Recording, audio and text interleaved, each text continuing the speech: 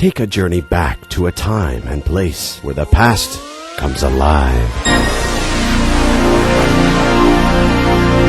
A place where history was made. Meet the unique people who helped forge this rugged landscape of ours into a place where our families have lived for generations. Introducing Adventures and Heroes, a unique television travelogue that transports you back in time to reveal our exciting history. Adventures and Heroes introduces to you the interesting and colorful people and historic places unique to our culture along the Rio Grande-Rio Bravo River. We'll relive the Battle of Buena Vista in southern Mexico.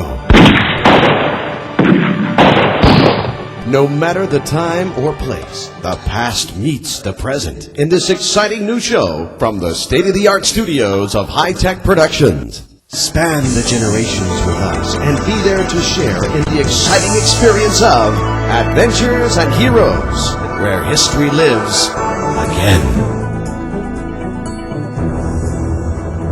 Victoria, a very curious author of indeterminate age, a rather direct grande dame with a penchant for punctuality and persistence,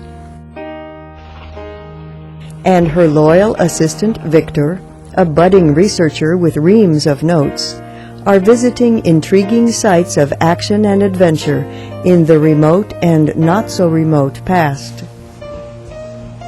Victoria, what brings you here today? Has Victor showed up? Here comes Victor now. What did you find in the county records, Victor? I found a Hathaway in Santa Maria. Looks like we're on the right track. A long time ago there was a stagecoach stop, a whistle stop for the railroad, and an old riverboat wharf. There's even an army encampment we might find. Well, let's go. It's not getting any earlier. Good luck. Keep me posted. Santa Maria is just a dot on the map of South Texas between Progreso and Brownsville. But with a little investigation, you can delve into its rich past that seems somehow close to today's people and places. Let Victor and Victoria escort you on a quest to discover the heritage of the Santa Maria area. Wandering through a public cemetery, our team notices that all the gravestones are recent. Puzzled but undaunted, our team asks around.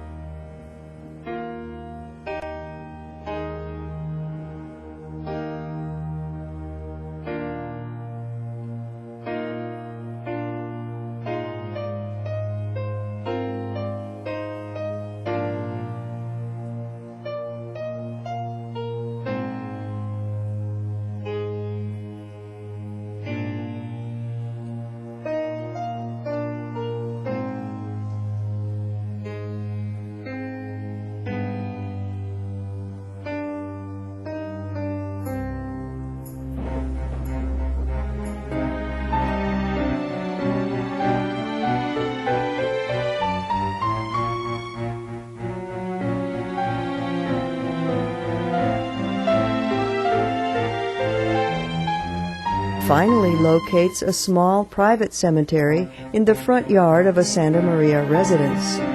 Now they are getting somewhere.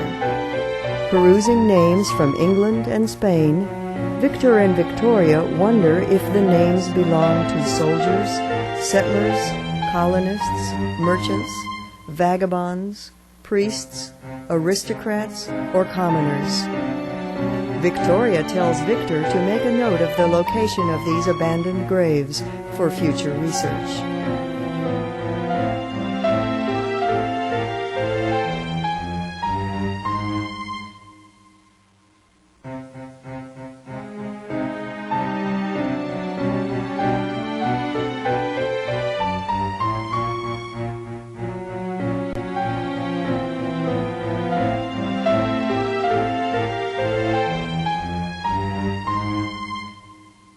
The Adventures and Heroes team arrives at the Rancho Santa Maria, or Santa Maria Ranch, on Route 281. Then they realize that the back of the house must have faced the road, because the front faced the Rio Grande. But where was the river? Victor checks his historical data. Aha, simple. The ranch was located on a banco, or curve in the river. The terrain is level for the last 108 miles as the Rio Grande winds its way toward the Gulf of Mexico, so the river loops and curves.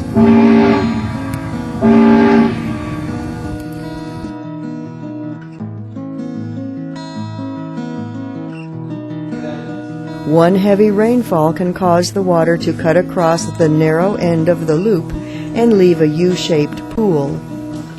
In 1767, settlers in these newly developed areas were given land grants by Spain.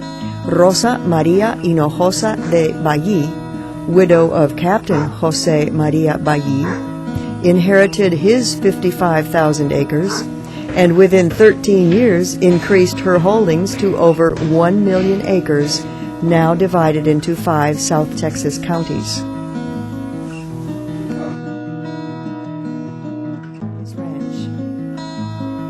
Victor and Victoria search around the grounds until they find the long iron posts where the deckhands had tied up the arriving steamboats long ago.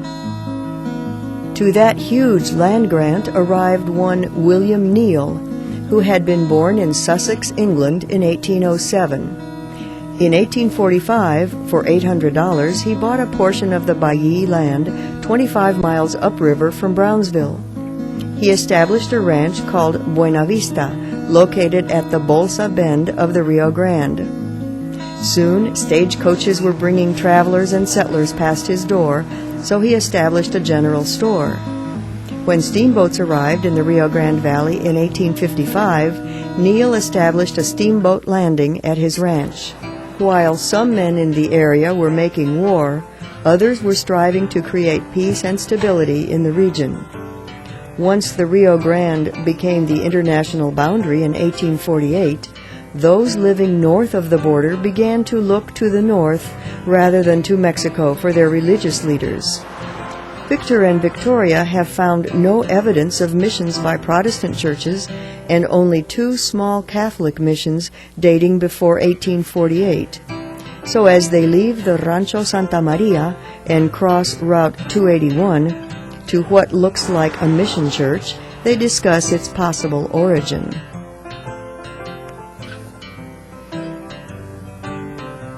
Nearby historical markers don't satisfy them, so they investigate further and discover that the mission is barely 120 years old. In 1849, the Catholic missionary group in charge of South Texas was known as the Oblates of Mary Immaculate. Most of them came from France. Rather than establishing a church and staying in one town, they traveled by horseback along the Texas border trails because they desired to preach the gospel among the poor and build church structures which could house not only religious activities but also community events. Therefore, local Protestants and Jews were included in the construction of these local centers. Father Pierre Caraloum followed Father Jean-Maurice Verdet's neo-Gothic architectural plans for a church in Brownsville and might have built missions further upriver if he had not disappeared while traveling on horseback in the remote brushlands of the border.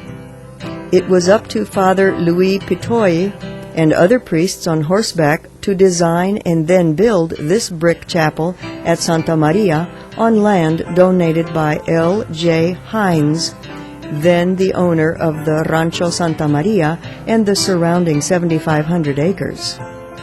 With a population of 500 to minister to, church fathers laid the cornerstone one rare snowy day in 1882.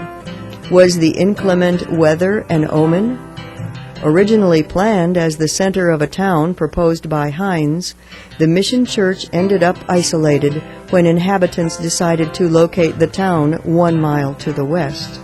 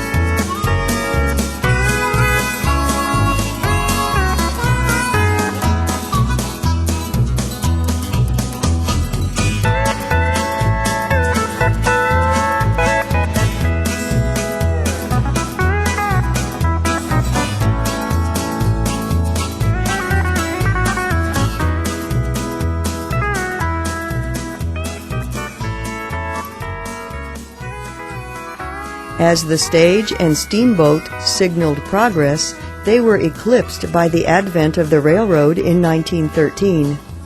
The San Benito and Rio Grande Valley Railway Company line was built, and within 3 years, the railway company, now the New Orleans, Texas and Mexico Railway Company, reported passenger earnings of $6,000 and freight earnings of $20,000. The population of Santa Maria increased to 300 inhabitants, and by 1931, the town boasted 16 stores.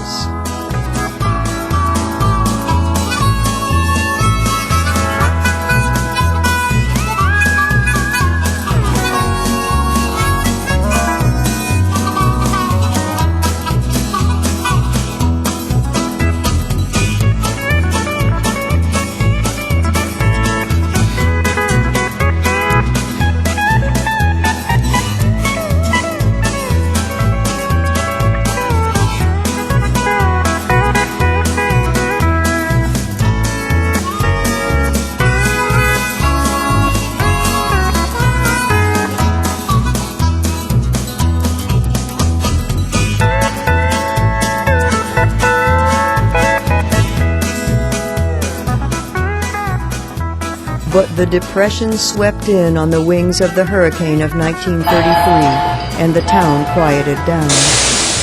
During the next decades, agriculture remained a constant factor in the economy, and though the railroad, later part of the Missouri Pacific System, operated until 1957, the highway has since replaced river and rail in carrying citrus and sugarcane to market, and in bringing to Santa Maria more inhabitants, tourists, churches, adventures, and heroes.